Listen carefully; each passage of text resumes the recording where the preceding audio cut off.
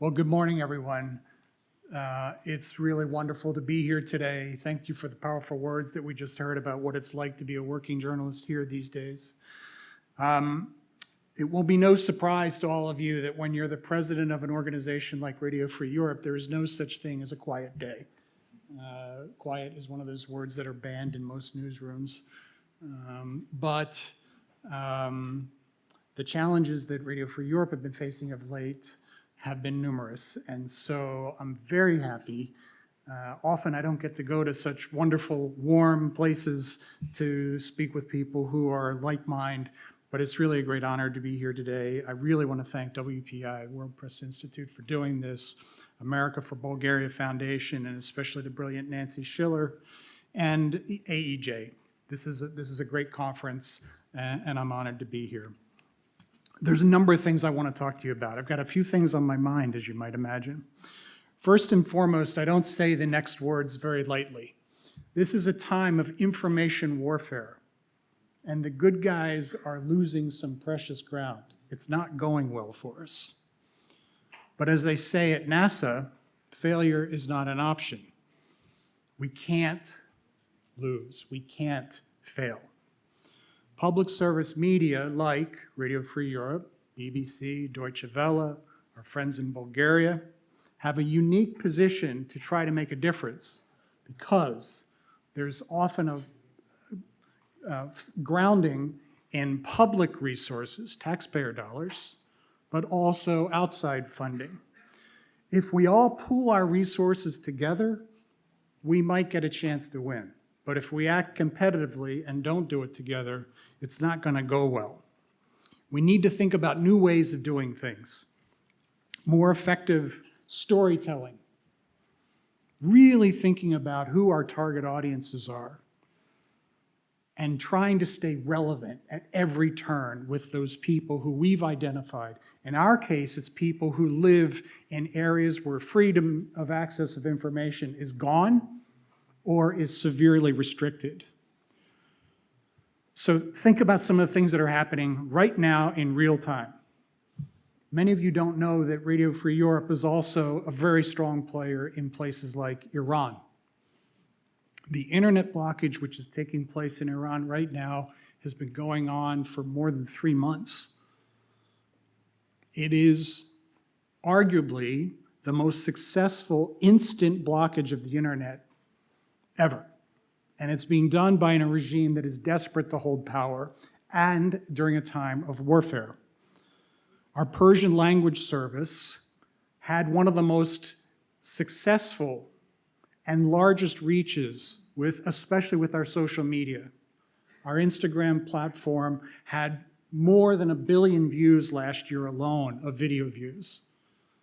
What happened? Overnight, 90% of Farda's social media audience vanished. So on one hand, we constantly wonder, how effective are we reaching inside these places? But when you see 90% of the audience going away, you know darn well that that means people inside Iran lost access to a trusted source. So, believe it or not, shortwave radio still works as a way of overcoming these blockages. AM radio, people driving in their cars, people in their homes, truck drivers who want to know what's happening all around that great country, tune in to us now. We had to go into a surge broadcast and transmission and distribution mode. We've increased the amount of satellite programming that we're doing. Same thing's going on in Russia these days. Last year, Russia's media regulator blocked 8,700 websites that contained circumvention tools. 8,700. And they're blocking at least 7 of the most common VPN protocols. The intent is not just to censor, it's to make citizens forget that the uncensored world even exists. So in the summer of last year, they started blocking other things. Signal, they started throttling YouTube, they started restricting access to Cloudflare services, and recently they've been sporadically shutting down altogether access to internet service mobile internet service across the country. This is making Russia one of the world champions of internet censorship, and they're moving very quickly and they're spending a lot of money on this. VPN, but there's also a pushback, because once people have access to this information, they don't want to give it up. So we've seen an interesting trend. In the month of March of this year alone, VPN downloads in Russia skyrocketed to 9.2 million. Russians are desperate to get information from the other side. They know that they're not being told the real information about what's happening in places like Ukraine. And that's when we step in with programming in Russian for Russian audiences, some cases from reporters who are based on the front lines in Ukraine. They're serving, they provide a vital mission. Now let's talk about China. China's great firewall remains one of the world's most sophisticated censorship apparatus. Over 10,000 websites, including many Western platforms, are just outright blocked. The system actively tracks, filters, and adapts using AI and deep packet inspection technology. And China is expanding malign activities in the information space and all across societies. We talked about this last night at dinner. Think about what's happening in Africa. Think about what China's doing in Africa. Now, the United States, the U.S. Agency for Global Media, which is the parent organization for Radio Free Europe, we are a private nonprofit corporation that receives our funding from the United States government. Last year, they unilaterally made the decision to shut down Voice of America in many places around the world. There is no presence whatsoever in places like Africa these days by U.S. international broadcasting. That's a mistake. Once you turn off the feeds, even for 5 minutes, those of you who've worked in radio, you know what dead air is like? Nobody wants dead air. But when you turn off these feeds, it's very hard to get that audience relevance back. And in Africa, the stakes are enormous. So what we're seeing, Iran, Russia, China, 3 of our priority countries, by the way, they're taking advantage of perceived weaknesses. And it can't stand. There's a phrase that's been echoing in my head. It came from the president of the European Commission, Ursula von der Leyen. She said it just a few weeks ago. She was talking about Russia and what the Kremlin's done to its own people to access information. And she called it by its name. She said, Russia has fallen behind a digital iron curtain. But if history has one lesson, it's that these walls will fail someday. The wall is real, and walls do fall, but not on their own. They fall because people push, because journalists keep reporting, even when they're at great risk, because engineers lock themselves away in a closet and try to come up with new technology to pierce these digital iron curtains, and because purpose-driven individuals, sorry for the sound effects, purpose-driven individuals stand united and say, we're not going to let this happen.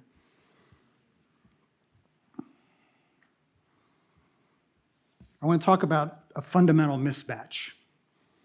Those countries are spending a tremendous amount, billions and billions, to restrict information. What really frustrates me is many democracies are going in the opposite direction. We're subject to budget cuts, and it shouldn't just be taxpayer funds funding all of this. We need to figure out more effective public and private support for doing these things. Many of you know that Radio Free Europe's been through a very tough year. So let me just take a few minutes here to talk to you about what our status is. Our funding was cut last year, and it looked like a very proud 75-year run for an organization called Radio Free Europe, and Radio Liberty was going to draw to a close. You don't know me, but I'm a stubborn kid from Philadelphia, and we like a good fight. So we got into it. And very quickly, The courts came down in our favor. Republicans in the US Senate, Republicans in the House of Representatives, Democrats in both houses, all came together. European leaders stepped up and said, I used to huddle in my grandmother's home around a small radio because I needed this lifeline to the truth. We can't let this vital institution go away. After a year of cultivating bipartisan support, we've come full circle now.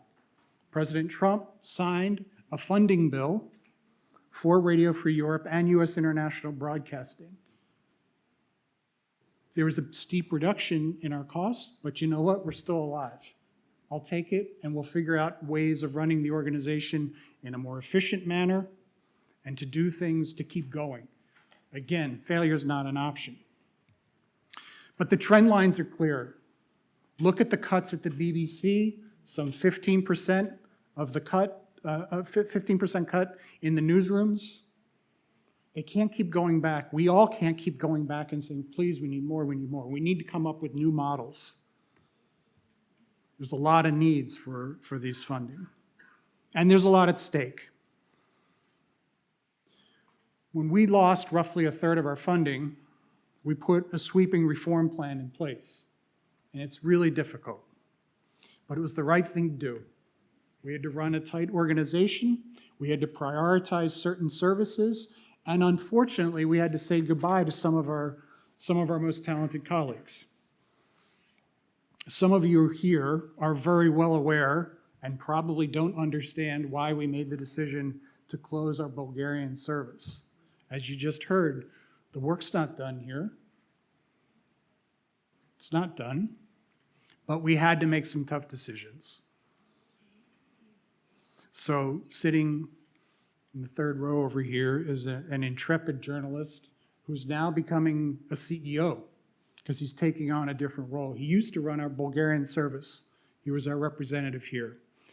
And Ivan Bedrov is now running an organization that has committed to keeping independent enterprise investigative work alive and well in Bulgaria. And we're going to support him. Radio Free Europe will not be in a direct position to do it, but there's a rich archives of material that we want to continue to showcase for our audiences. And we've created a private foundation in the Czech Republic, where RFE is headquartered, and one in Ukraine. The primary mission, support independent journalism. And that foundation is stepping up to support Ivan's work, to make sure that it continues. And there are others from the private sector who are going to make sure that we can continue to employ investigative journalists to do this work. There's so many interesting things going on right now. It's a different place, but we've got to think about it in those terms. When I look across Europe, I see BBC, Deutsche Welle, France Media Monde. All of them are facing funding shortfalls, and all of them are grappling with what to do. Freedom House, in its 2025 report on global internet freedom, has translated all of this, the turmoil, the lack of investment, into certain concrete policy recommendations. They say that governments should increase support for technologies to protect individuals against surveillance, to circumvent government censorship, and overcome restrictions on connectivity. Such tools should be open source, user-friendly, and locally responsive in order to ensure high levels of security and use. Remember, RFERL does not target the American audience. That's why, in some cases, people in Europe understand what it would mean if RFERL just went away. We program in 20-some different languages for people in those countries. That's our target. We need to make sure that circumvention infrastructure is available to as many people as possible. A VPN is not a luxury item. Encrypted messaging is not a consumer preference. Satellite internet access is not a nice to have. These are the infrastructure of resistance in this day and age. And it's vital to the fight for freedom in the information age, as artillery is in the physical space. So I've called for increased funding in all different areas, and especially through these public-private partnerships, because it's expensive. And we all stand to benefit from it. We've seen taxpayer dollars all across different areas be reduced, so let's talk about other ways that the private sector can help take some of the burden off. Simply put, what difference does it make if we do outstanding journalism if we can't deliver it to people who can't receive it? And believe me, one measure of how successful we are is look at the lengths that people go to silence our people. We have journalists, as we speak, right now, sitting in prison cells in Iran, in Azerbaijan, in Russia. We had a large group of people released last year from Belarus, and this was thanks to the considerable efforts of the Trump administration, which recognized that we were doing work on behalf of an American-funded organization. And thanks to those efforts, they're now home. But there's so many more people. The number of journalists who are being arrested and detained just this year alone in Russia has skyrocketed. And they're looking for the smallest of things. So it's a warning to everyone, please be careful. So, in Iran, we have an internet shutdown. It's not just a technological inconvenience, it's being used as a weapon. That's why I say it's information warfare. It's deployed at the moment when security forces are killing people in the streets, precisely because it prevents the documentation and sharing of that information for the world. Think about the last time you saw free access to images and hearing the voices of what's really going on there. And President von der Leyen is right that all walls eventually fall, including that one in Iran. It will happen. But I want to be honest with you, they don't fall on their own schedule. They fall when people make the decision, it's time. And I'm here to say it's time for us now. The Berlin Wall fell because decades of pressure from journalists, from broadcasters, from dissidents, from policymakers who chose to fund the infrastructure of truth made it possible to sustain. The people on the other side heard around the world the people on the other side heard another world was possible, and they refused to stop believing in it. We need to recommit ourselves to doing the same thing right now. When people in Iran get beaten to death for having a Starlink terminal, something's wrong. Why do they not want information to be shared? What are they afraid of us to see? Think about what happened when our reporters went in to Bucha. Why did Russia go to such great lengths to make sure that the world didn't know what happened there? We're still, years later, finding out what happened there and the horrors of there. Think about what's going to be happening in Iran for years and years and years after all this is done.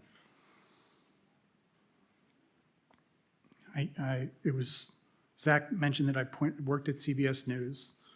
The longtime journalist and anchor of CBS Evening News, Walter Cronkite, said, "Freedom of the press is not just important to democracy, it is democracy." And the EU High Representative Kaja Kallas says, "But a free press is never a given. It's hard won, and it's so very easily lost." So let's not lose it. Let's fund it. Let's build the tools to distribute it. Let's enforce the laws for access. And let's support the gearheads and the engineers who will come up with new ways, the people who are smuggling in satellite dishes, who are putting themselves at risk, all because the audiences who are also putting themselves at risk demand it and need it and deserve it. So thank you to these organizations. I want to take your questions, But I will say, the walls are going to fall, provided we all keep pushing hard together, and failure is not an option. Thank you very much.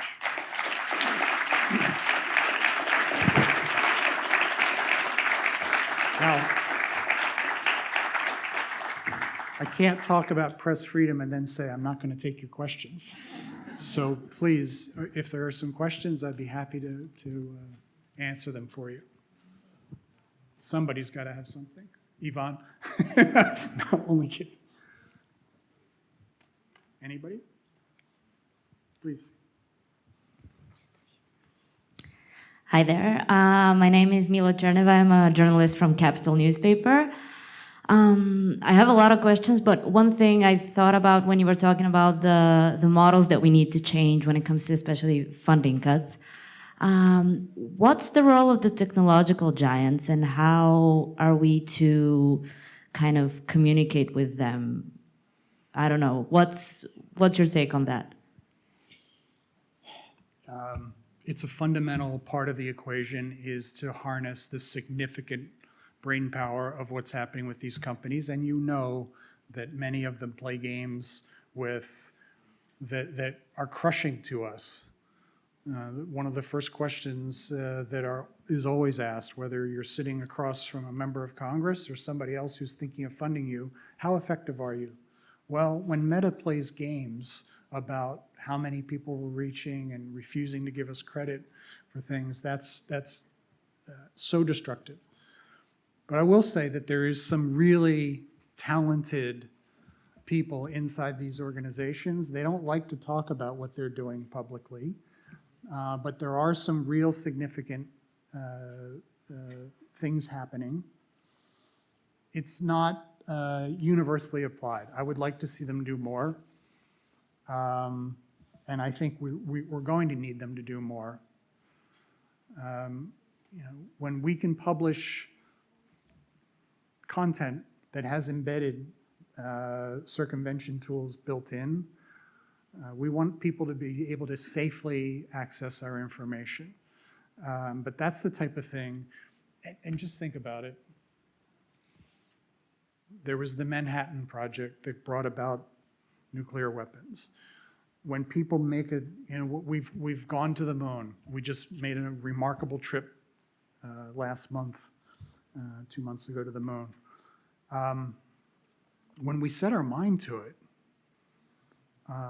great things can happen. There has to be a commitment, a united purpose that we're trying to meet, and those companies have to be a part of the solution. They just do. Instead, I'll give you a negative thing. When times got a little tough last year, or 2024, Russia put pressure on Apple to remove Radio Free Europe's one of our apps, a number of our apps from the App Store. We jumped up and down. We had members of Congress, Republicans, Democrats, really angry about this. They called Apple, and this was the response. Sorry. They wouldn't do it. They said it was putting their people at risk, but that's not accurate. Our people, I dare say, are more at risk than people from Apple. We really tried to get them to reverse that decision. That didn't work. But there are other things that we're doing. We need their help. Over here.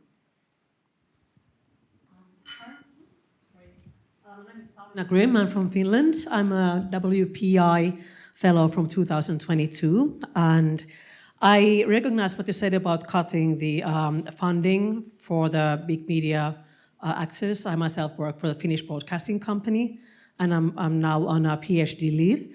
But I want to ask you, this is maybe a very tough question, and I'm asking for all the Bulgarians here. Why was Bulgaria one of the countries you decided to kind of drop off your program or under your umbrella, even though they have new ways of continuing the work? Well, yeah, we had to make a decision about what are our priorities. our biggest services, the Russian language services, the Ukrainian service is a very important one for us now. Tracking China's malign influence is important. Iran. We also had to make a determination about what areas could we afford to, well, first off, we had to cut our budget by a third. So start with the very basic premise, which is we've got to make some pretty dramatic changes. And so this service, we kept alive other services, but we severely cut back some of our capability. But in this case, I did have a sense that we could continue to work with people in the outside world who could continue to sustain this work, and that there was a good possibility of success. When we established that foundation, this was the whole idea of it. It wasn't just to support Radio Free Europe, but really it's about making sure that independent journalism can be supported. But we had to make some other decisions. We closed our Romanian service. We were forced to close the Hungarian service, and we asked to keep it open beyond the election. And we were forced to close it before then. We closed our service in Pakistan. We cut back dramatically a number of offices that we have. I would much rather close rooftops rather than losing journalist jobs. But that's not easy to do depending on some of the areas where we're working. There's no easy way to answer it. There's some really good people who were with this company not that long ago who are gone. And the reason I'm standing here for the third time in this great city in a matter of months is because I want to make sure that Ivan and his team have a good fighting chance. And I'm very confident that they'll be able to do it.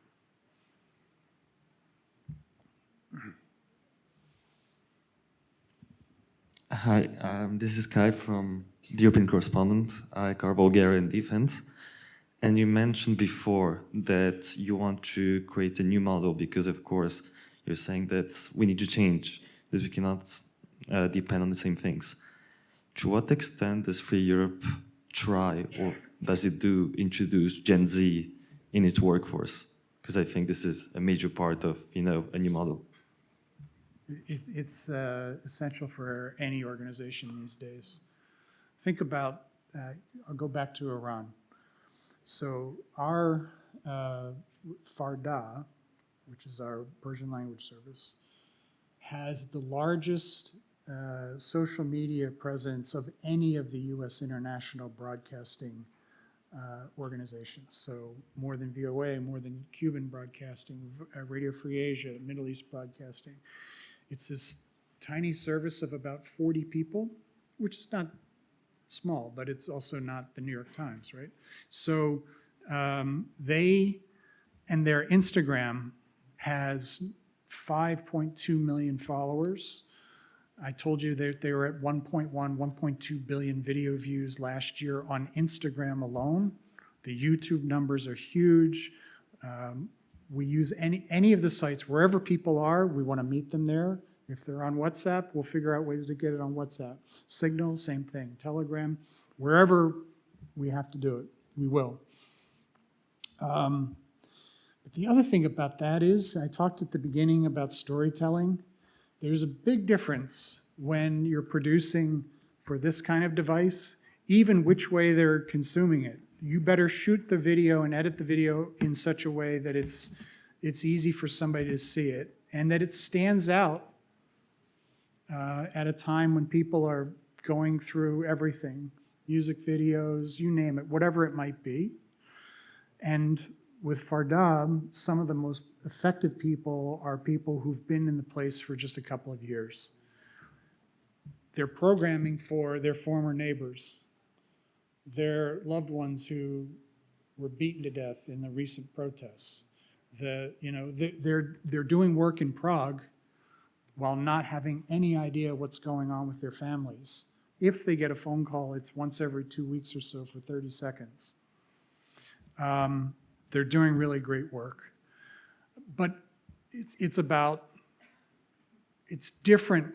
You know, I produce some really great stuff in the US. That wouldn't fly with those people of that age, because the era of people sitting behind the desk, good evening, here now the news from Radio Free Europe, it's different. You better be able to talk and communicate and pick the stories. This is also where I would turn it around and push it back on the next gen journalists. Pick the stories that really matter. Pick the things that are real relevance. Don't just do coverage, but pick the enterprise reporting, the unique reporting. Things that they can't get elsewhere, because they're getting a steady diet of things from the state-sponsored media. We have a responsibility to do things a little bit differently. And I think we're in good hands with that generation.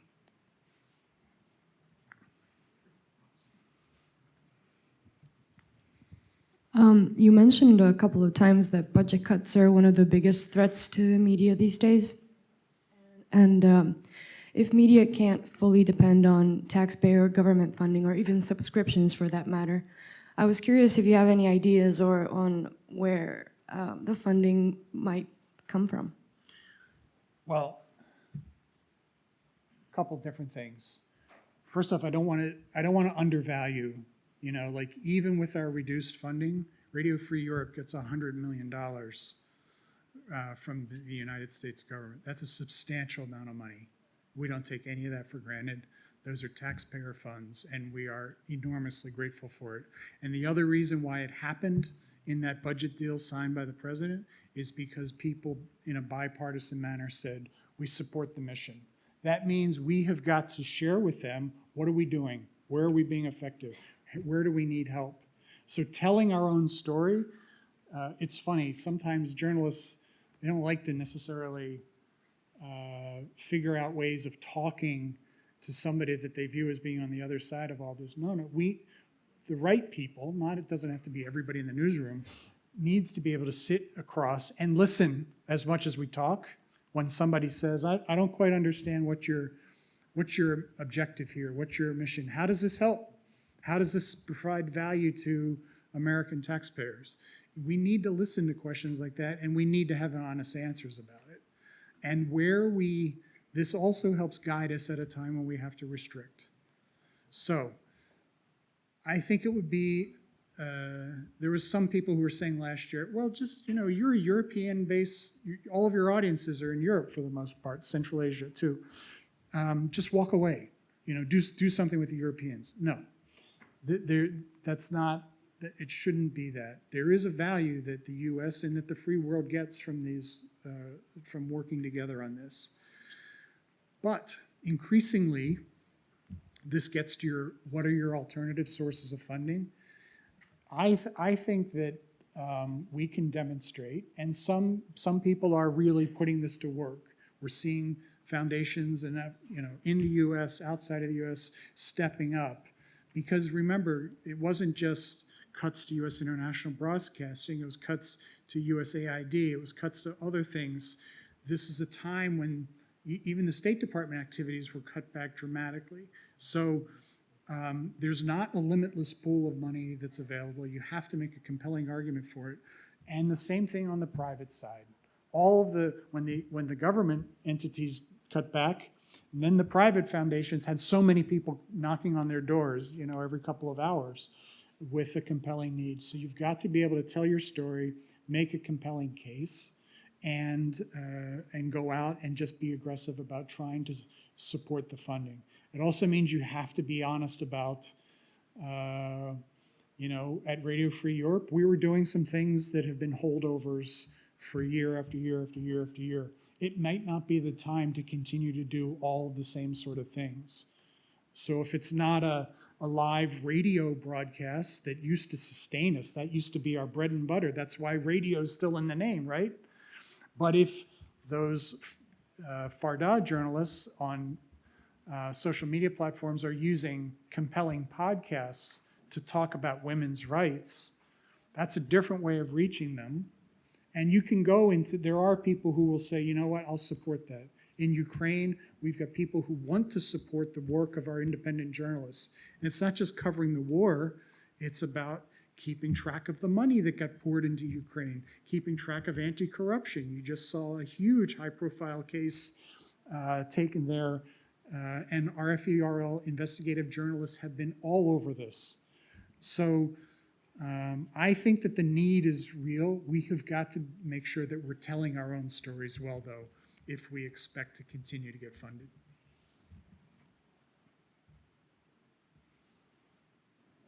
What else?